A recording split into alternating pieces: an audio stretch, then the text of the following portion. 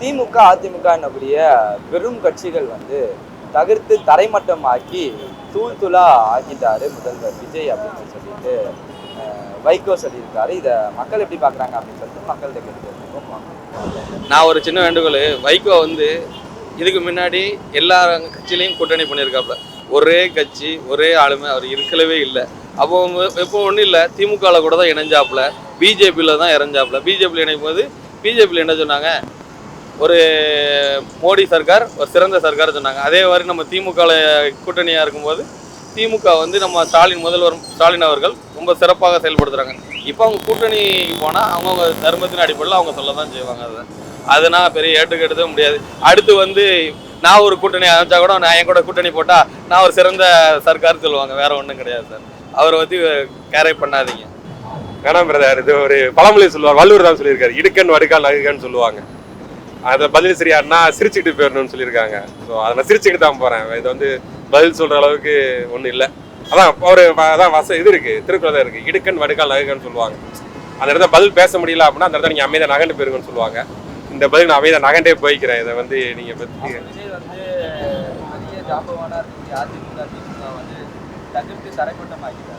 இல்லை, நான் அவங்க தகுத்து சொல்ல, வைகோ சார் பேசினாக்கான்னு நான் சொல்கிறேன். அவங்க பேச்சை தகர்த்தி எறிகிறேன்னா 2 வருஷம் தான் பிரதர் ஆச்சு. 2 வருஷம் தான் கட்சி ஆரம்பிச்சு, 2 வருஷம் பிரதர். இது 100 வருஷம் வரலாறு இருக்கு பிரதருங்க. அதனால தகர்த்து எறிய முடியாது பிரதர். 2 வருஷம் கட்சிக்கு 2 மாதம் ஆட்சிக்கே தகர்த்து எரிஞ்சிட்டாங்கன்னா இத்தனை வருஷம் சிஎம் ஜெயலலிதா அம்மா காலத்துலேருந்து சரி தகர்த்து ஒன்றே ஒன்று சொல்லவா, திருப்பரங்குன்றத்தில் தீபம் ஏற்ற முடியாமல் வச்சுருந்தாங்கல்ல, ஜெயலலிதா அம்மாவும் ஏற்றலை, ஸ்டாலின் ஐயா அப்படி இல்லை ஏற்றவில்ல. இப்போ அதுக்கு ஒரு கவர்மெண்ட் ஆர்டர் கொடுத்துட்டாங்க. முந்தா நாள் ஒரு 1 வீக் 10 நாளுக்கு முன்னாடி மதுரை ஹைகோர்ட்டில் தான் கொடுத்துருக்காங்க. சேம் ஜட்ஜ்மெண்ட்டே வந்திருக்கு, தீபம் ஏற்றிக்கலான்னு. ஏற்றுறாங்களா இதெல்லாம் பார்த்துருவோமா? அப்போ தகர்த்து தெரிஞ்சது யாருன்னு அப்போ தெரிஞ்சிடும் இல்லையா? பார்த்துருவோமே. இடஒதுக்கீடுல உள்ள இடஒதுக்கீடுலாம் கேன்சல் பண்ணிட்டாங்க தெரியுமா? யாருக்கா தெரியுமா? யாருக்குமா தெரியுமா? அதை பற்றி யாராவது பேசுகிறாங்களா? கண்டிப்பாக பேச மாட்டாங்க. உள்ள இடஒதுக்கீடு கேன்சல் பண்ணிட்டாங்க. முஸ்லீமுக்கு ஒரு 3.7% இருந்துச்சு, அதெல்லாம் கேன்சல் ஆகுது. அதுக்கு சுப்ரீம் கோர்ட் கேஸ் போயிருச்சு, அது கேன்சல் ஆகுது, சுப்ரீம் கேஸ் போயிருக்கு. இங்கே டிஸ்ட்ரிக்ட் கோர்ட்டில் ஜட்ஜி தீர்ப்பு கொடுத்துட்டாங்கல்ல. அதனால தகர்த்து தெரிய முடியாது.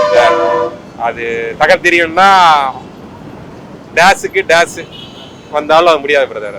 அதெல்லாம் முடியாது, தகர்த்து தெரிய வாய்ப்பு இல்லை. ஐயா பேசுகிறாங்க, அவங்களோட ஊரில் சொல்லுவாங்க கனவுலையா, கனவுல தான் பார்க்கணும், அது நிஜத்தில் பார்க்க முடியாது. ஏன் நம்ம திமுகவை அண்ணா இருக்கும்போதே அழிக்கணும்னு நினைச்சாங்க. அப்போ அண்ணாவே சொல்லுவார், நீங்கள் தூற்றினீர்கள், மக்கள் எங்களை போற்றினார்கள். நீங்கள் எங்களை துரத்தினீர்கள், மக்கள் எங்களை அரவணைத்தார்கள். நீங்கள் எங்களை ஒழிக்க நினைத்தீர்கள், மக்கள் எங்களை ஆட்சிப்படத்தில் அமர்த்தினார்கள். அந்த மாதிரி தான் இவங்க ஒவ்வொருத்தரும் அழிக்கலான்னு நினைப்பாங்க. அழிக்க சொன்னவங்க தான் அழிஞ்சு போய்க்கிறாங்க. அதில் ராஜாஜி அழிக்கணும்னு சொன்னவர், அதே மாதிரி எம்ஜிஆர் அழிக்கணும்னு சொன்னவர், ஜெயலலிதா அழிக்கணும்னு சொன்னவர், இன்னைக்கு வர விஜய் கூட அழிக்கணும்னு சொல்றவர், சீமான்லாம் அழிக்கணும்னு தான் சொல்றாங்க. ஏன் கூடவே இருந்த காங்கிரஸும் நம்ம அழிக்கணும்னு நினைக்கிறாங்க.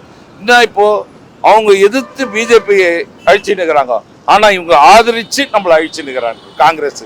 இதுதான் வித்தியாசம். ஆனா எந்த காலத்திலும் அழிக்க முடியாது. காரணம் திமுக 76 ஆண்டு காலம் பயணிக்கிற ஒரு இயக்கம். இது தற்காலிகமா எங்க தலைவர் சொன்னார்களே, மேகம் மூடி கிடக்குது, அதன் மூலியமா தான் இன்னைக்கு ஒரு இருட்டுகிறது. மேகம் விலகிச்சுன்னா திருப்பி சூரியன் பிரகாசமா எரியும். மீண்டும் பினிக்ஸ் பறவை போல எழுந்து வரும் திமுக. அது உறுதியா இருக்கு, யாராலையும் அழிக்க முடியாது.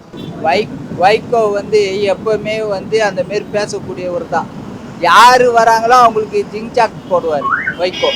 ரெண்டாவது அவருக்கு தேவை பொட்டி குத்தா யாருனால அவங்க நல்லவங்கன்றுவார்.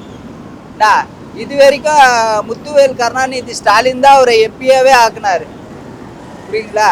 அவர் தயவுல தான் அவர் எம்பி ஆனாரு. ரெண்டாவது இப்போ 2 எம்எல்ஏ வச்சுக்கின்னு கொஞ்சம் இது பண்ணுக்கிறாரு. அவங்க ரிசைன் பண்ணாங்கன்னா அவங்க அது எதனா பொட்டி வாங்கலான்ட்டு, அதனால அப்படி சொல்லின்னு இருப்பார் அவர். அது எப்படிங்க தரமட்டமாகலாம்? ஒரே ஒரு சீட்டு இருந்தது எழும்பூர்ல. தலைவர் துறைமுகத்தில் கழிச்சாரு, பரிதி அண்ணன் எழும்பூர்ல கழிச்சாரு. 2 தொகுதியை வச்சுக்கின்னு தலைவர் ஆனால் ரிசைன் பண்ணிட்டாரு, போறது இல்லை சட்டமன்றத்துக்கு. எழும்பூர்ல ஒரே ஒரு சட்டமன்ற உறுப்பினராக அண்ணன் பரிதி இளம் வைத்தி அப்போ ஃபுல்லாவே அப்பவே திமுக அசரல, இப்போ அசர போகுது. அதுவும் வைகோவுக்கே தெரியும். வைகோ வேணா இப்போதைக்கு அந்த சோபா மாடல் ஆட்சிக்கு வந்து கொஞ்சம் சப்போர்ட் பண்ணிருக்கலாம். அப்படி கொடுப்பாங்க, எதுனா ஒரு சோபா கொடுப்பாங்கன்ட்டு. திமுகங்கிறது சமுத்திரம் மாதிரி, அதை யாராலும் சீண்ட முடியாது. சரியா, சீண்டன்னு நினைச்சு அவங்க தான் அழிஞ்சு போகணும். திமுக எப்பவுமே சமுத்திரம். சரியா, சமுத்திரத்துலேருந்து எல்லாம் நல்ல மக்களுக்கு எல்லாம் நல்லா கிடைக்கும். சரியா, குட்டையிலேருந்துலாம் எதுவும் கிடைக்காது. சரியா, குட்டையிலேருந்துலாம் கிடைக்கும். இப்போ உள்ள ஆட்சி குட்டை மாதிரி. சரியா, அது வந்து திமுகங்கிறது சமுத்திரம் மாதிரி. சமுத்திரத்தில் கிடைக்கிறது வந்து மக்களுக்கு வந்து காசு கொடுக்க தேவையில்லை, அது ஆட்டோமேட்டிக்காக மக்களுக்கு கிடைச்சிக்கிட்டே இருக்கு. அதான் வைகோ சொன்னாரு, அதுவும் வைகோ தான் பேட்டு கொடுத்தாரு. குதிரை பேர நடக்குது, யார் 2 எம்எல்ஏ கைட்டு நீ இது ரிசைன் பண்ணிட்டு வா, நான் இடைத்தேர்தல் நான் நிற்க வச்சு பார்க்குறது விஜய் பேட்டு வைகோ பேட்டு கொடுத்தாரு இல்லையா? வைகோ பேட்டு கொடுத்தாரு. இன்றைக்கி அவர் பேசுகிறாரு அப்படின்னா ஏதோ நமக்கு தெரிஞ்சது லோக்கலில் இருக்கிறப்ப ஏதோ பெட்டி இன்னும் கைமாறி இருக்கு, அதுதான் சொல்ல முடியும். ஏன்னா அதை சொல்லிட்டு 2வது கடைசி இந்த மாதிரி சொல்கிற அப்படின்னா உன்னுடைய கொள்கை தான் என்ன?